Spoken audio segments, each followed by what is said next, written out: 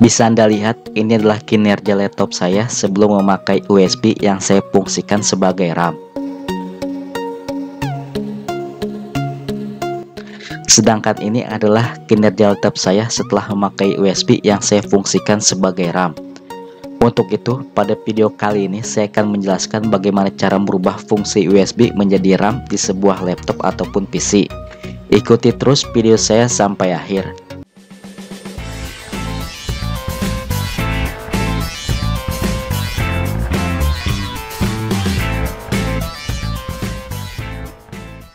Halo teman semua, jumpa lagi bersama saya di Riyadi Channel.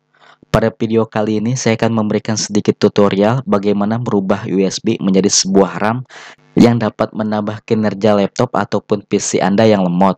Tentunya tanpa memakai software tambahan yang terinstall di laptop ataupun PC Anda.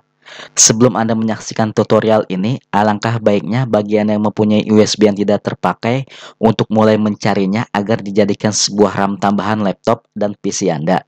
RAM atau Random Access Memory adalah sebuah hardware yang ada di dalam komputer sebagai tempat penyimpanan data sementara atau memori dan berbagai pengaturan program yang telah kita buka. Sejak dirilisnya Windows Vista, Microsoft memperkenalkan sebuah fitur baru yang disebut Ready BOOST. Dengan memakai fitur ini, diharapkan bisa meningkatkan performa komputer atau laptop dengan lebih optimal. Ready Booster adalah sebuah fitur discharge di Windows yang memanfaatkan flash memory seperti USB flash disk, SD card, compact flash, bahkan SSD internal bisa digunakan untuk meningkatkan performa laptop ataupun PC Anda.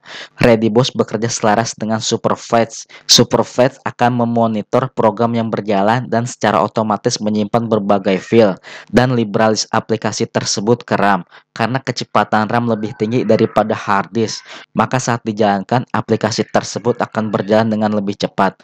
RAM akan terpakai dengan optimal karena RAM yang kosong akan diisi dengan cache aplikasi yang Anda gunakan.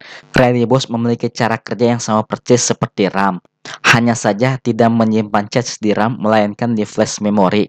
Jika Anda menghubungkan flash disk ke PC dan mengaktifkan Ready BOOST, maka Windows akan menyimpan data dari Superflash ke flash disk sehingga memori sistem menjadi lebih kosong dan bisa digunakan untuk proses lainnya.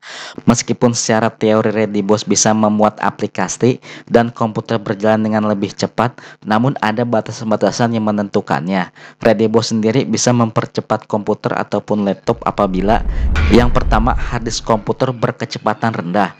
Jika harddisk memiliki kecepatan yang rendah di bawah 7200 rpm, maka peningkatan performa Ready BOOST akan sangat terasa.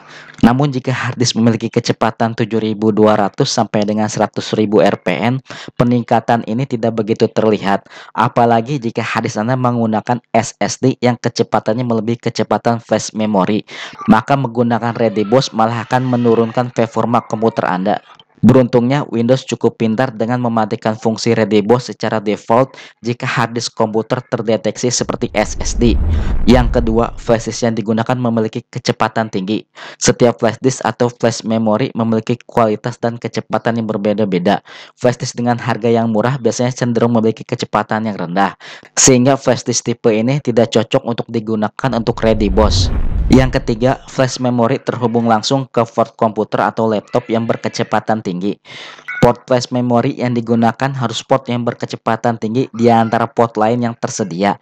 Misalnya saja jika Anda menggunakan SD card atau Ready BOOST, maka sebaiknya menggunakan internal card reader daripada external card reader. Jika Anda menggunakan flash disk, pastikan Anda langsung menancapkannya ke port USB komputer atau laptop Anda dan tidak melalui USB hub. Yang keempat, jumlah RAM PC terbatas. Efek dari Ready BOOST sangat terasa ketika PC memiliki RAM yang sangat terbatas. Misalnya saja Windows 7 dengan RAM 1 GB saat di Ready BOOST bakal terasa peningkatan performanya daripada Windows 7 dengan RAM 4 GB yang tidak di Ready BOOST.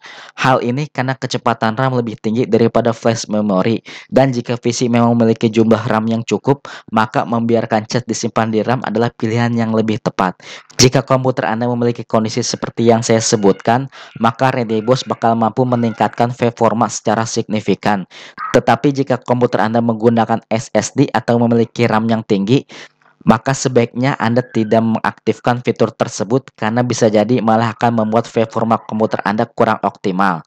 Berikut adalah cara mengaktifkan ReadyBoss. Yang pertama, siapkan terlebih dahulu flash memory, bisa berupa USB flash disk, SD card, atau SSD internal.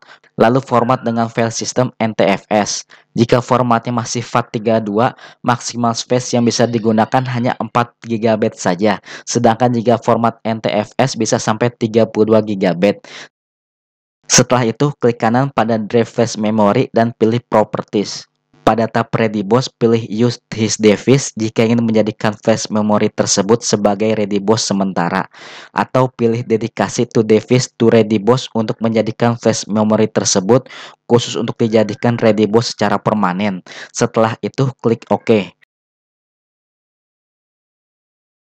Anda dapat langsung merasakan efek dari ReadyBoss ini. Semoga informasi ini bermanfaat untuk Anda semua. Jangan lupa untuk like, share, dan subscribe channel ini untuk mendapatkan notifikasi video terbaru dari saya. Terima kasih.